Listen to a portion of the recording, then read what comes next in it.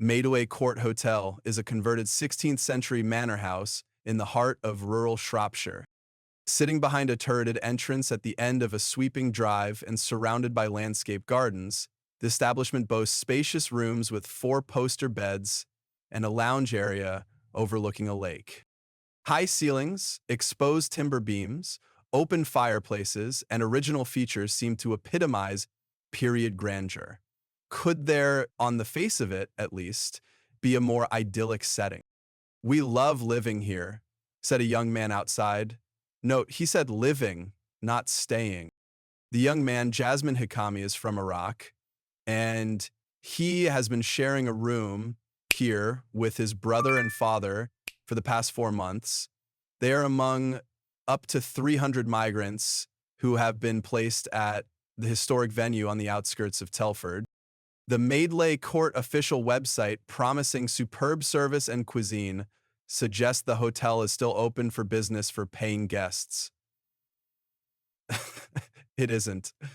A notice in a window written in Arabic and a small army of security guards patrolling the grounds are telltale signs that Madeley Court has instead been repurposed as a migrant hotel. There can't be many who don't believe migrants like 18-year-old Jasmine should, at the very least, be treated humanely and housed while their claims to remain are processed, even if they have arrived illegally in small boats or in the back of lorries. Nevertheless, asylum seekers being put up in the seemingly luxurious surroundings of Madeley Court, especially during a cost of living crisis and when public services are under such severe strain, is bound to cause controversy and is an embarrassment for any government keen to be seen to be taking a tough line on immigration. Okay, so this is hence the reason you are reading about Madeley Court today. Migrants, including many from Afghanistan, have actually been at the establishment for 3 years, but because the hotel is in the middle of the country, with few homes or businesses in the immediate vicinity, it has attracted little attention. All that changed a few days ago when a team of so-called citizen journalists turned up to make a documentary about the migrant influx. You do not see the faces of the four-strong crew. One of them is hooded and wearing a bandana face mask, which perhaps tells you more about the individuals in question than the people they have come to film. Police were called to the scene, but the group left without any trouble, and there were no arrests. Um, so that's an interesting story. You do not see the faces of the four-strong crew, which perhaps tells you more about the individuals in question than the people. You do not see them wearing masks. People with horizontal cut lines, but their 15-minute clip about Madeley Court, however, was inflammatory. It was viewed more than 300 times and counting on YouTube alone, as well as being uploaded onto other platforms, resulting in a probable audience running into tens of thousands. The footage caused a predictable anti-migrant tirade on social media. The full story behind Madeley Court, though, went unreported. The truth, despite the apparent grandeur of the building and the beautiful setting, the pictures do not lie, is that few of us would choose to stay at Madeley Court, even though the new arrivals, like Jasmine Hikami, are grateful to be there. Guests who patronized the hotel shortly before migrants moved in around 2021 complained of damp and mold, water-stained ceilings, showers not working properly, chipped baths, dirty ripped seat covers on chairs, and a putrid smell, among other things. And online reviews, my husband and son got sick, vomiting, headaches, allergic eyes, and runny nose, wrote an American tourist on booking site hotels.com. Felt like absolutely toxic place. I'm sure it would be condemned in the US. We couldn't wait to get out and were prepared to forfeit the cost. We had prepaid. but fortunately, Hotels.com worked out a refund with the hotel. Locals told a similar story of a once grand hotel, a popular locale for wedding receptions, falling into terrible disrepair because of a lack of investment. Even so, and here is the crux of it, Madeley Court, despite its dilapidated state, is a gold mine for the owners, courtesy of the long-suffering taxpayer. In the past, brothers Ravi and Sanjay Kathuria of the Talish Hotels Group, THG, have incurred fines and costs of more than PS 700 for multiple breaches of health and safety and fire regulations at other establishments they own or used to own. Yet they are still part of a gravy train of outsourcing companies and middlemen making a small fortune from the broken asylum system. This is the wider scandal at the heart of the migrant crisis, whatever opinions you might hold on the issue, which is often forgotten. There are 49 rooms at Madeley Court, and according to an industry source with experience of the finances involved in the provision of migrant hotel accommodation, the Kathurias would typically receive between Pete 60 and Pete 67 per room per night from private contractor Serco, which was awarded 10-year contracts totaling Pete 7.9 billion by the Home Office back in 2019 to provide asylum seeker housing, or one of its booking agents. One of the contracts was for the Midlands and the east of England, where Madeley Court is located. Between PS 30 and PS 67 doesn't sound a lot, does it? But as the source explained, the owners are guaranteed a fixed income and full occupancy all year and can take out almost all of their costs. They only really have to man reception, as Serco's subcontractors will provide food and security. This is at a time when hotel staffing costs are otherwise going through the roof. What does this mean for the Kathurias? Well, a rate of just PS 40 per room represents an income of around PS 7,150,000 a year. At PS 60, the income would be around PS 7 million. Remember, this is a rundown hotel, which even in its heyday is unlikely to have been anywhere near full capacity all year round. The old saying, money for old rope, springs to mind. Both the brothers, who are in their 40s, are directors of company THG No 3 Ltd, which owns Madeley Court. The younger, Ravi Kathuria, holds 75% or more of the shares.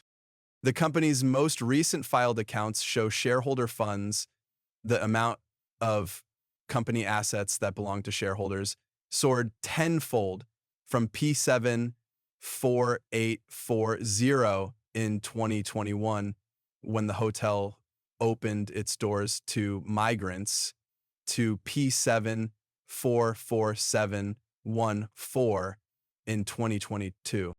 Since November last year, Ravi has also been the sole director and in control of Stoke Rochford Hall, the group's flagship hotel in Lincolnshire, which used to be an asylum hotel, where shareholder funds have similarly rocketed from P-side 4217 in 2022 to P-sign 399638 in 2023. The money will be rolling in for the foreseeable future. So more than 200 illegal migrants have arrived in the country by crossing the English Channel since Labour took power in July, which means 350,000 asylum seekers are now in hotels around the country with a daily cost to the taxpayer of PS 5.5 million.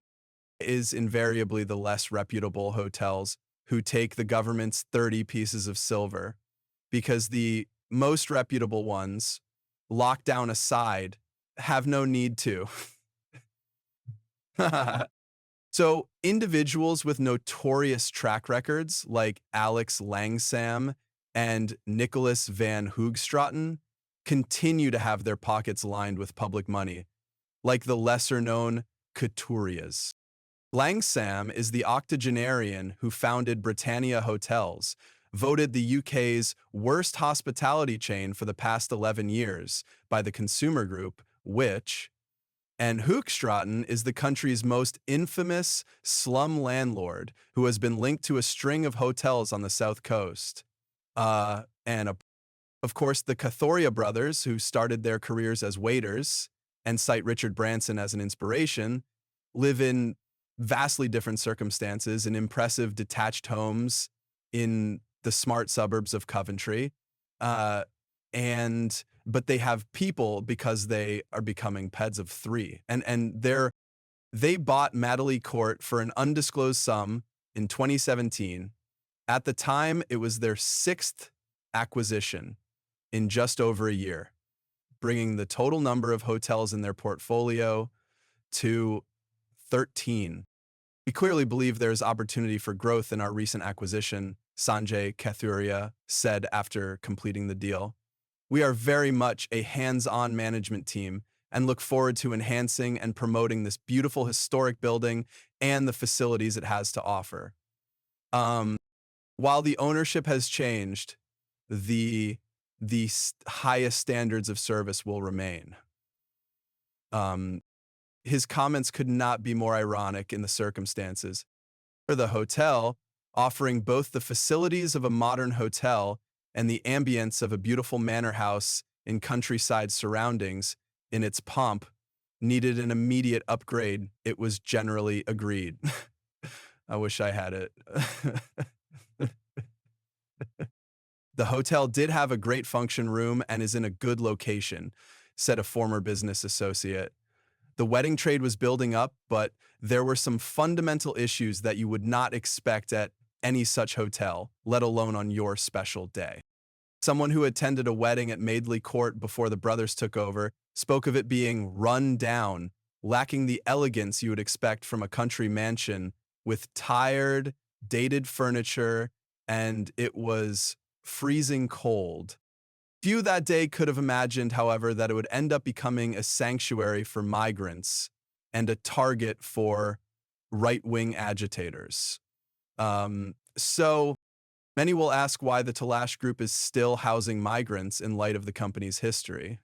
Stoke Rochford Hall, a Grade Y listed mansion near Grantham, Lincolnshire, another hotel in the Talash portfolio, starting taking in migrants in 2022.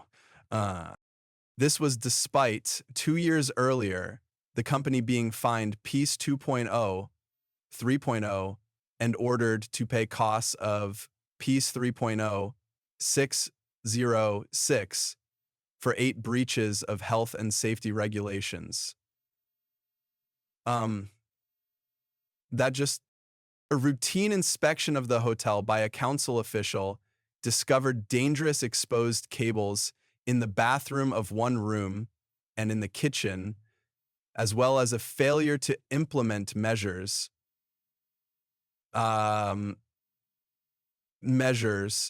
to monitor and control the risk of Legionella. These were serious offenses, said the council. Improvement notices were repeatedly extended, but the company failed to cooperate with council officers who were trying to help them. It was not an isolated case. In 2021, Talash had to pay fines and costs of PS4 29679 for fire safety breaches at the Falstaff Hotel in Leamington Spa. Smoke alarms covered with plastic bags, blocked fire escapes, crumbling walls and ceilings, which has now been sold and renamed. Guests and staff were placed at risk of serious injury or even death as a result of the failings, Warwick Crown Court was told.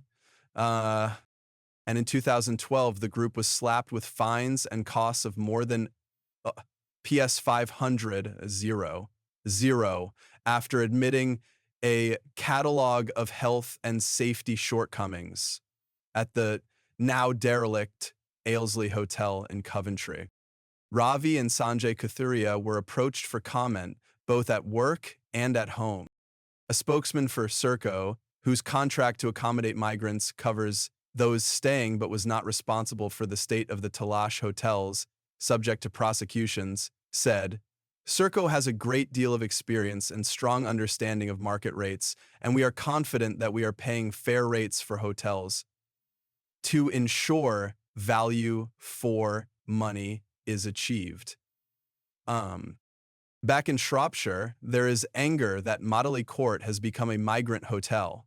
The hotel owners are clearly getting more money from the government to house migrants than paying guests, said Rose, landlady of the All Nations Inn, a few miles from the hotel. People around here think it is a dreadful decision. I hear you, especially when the taxpayer is footing the bill. Caught my appreciation for getting this urgent question. My constituents had the devastating news that the Roman Way Hotel in my constituency was going to be stood up to be housing asylum seekers. This was after it had been closed last year. This has a significant impact, not just on my constituents, but also in Cannock as well. And of course, what we have seen so far this year and since the party opposite came to power is 19,326 people who've crossed the channel since the party opposite came into power. And this is 19% up on the same period last year. And this is all in the context of a pledge by the party opposite in the manifesto in July to end asylum hotels. So you can imagine the devastation that so many constituents and constituents across the country are feeling when they're seeing hotels being brought back into use, breaking a manifesto pledge from the party opposite. And it is a total lack of transparency. There isn't consultation with local authorities. It's a diktat that they receive with no support and no help. And it's only been exposed by news organisations such as GB News that are shining a light onto this. So will the Minister provide a list to the House of Commons detailing all the hotels that have been stepped up to provide accommodation for asylum seekers since they came to power, and will they commit to continuing to update that list? What is the estimated cost of reopening these hotels? What has changed so drastically that has caused the Labour Party to abandon a manifesto pledge so quickly? Considering that there is a correlation between the removal of the deterrent effect that our party had in place and a rise in crossings, what will the government do to provide a credible deterrent going forward? And finally, will the Minister commit to cease using the Roman Way Hotel in my constituency? And will she also commit to not putting the Hatherton House Hotel in Penkridge into use? Yeah.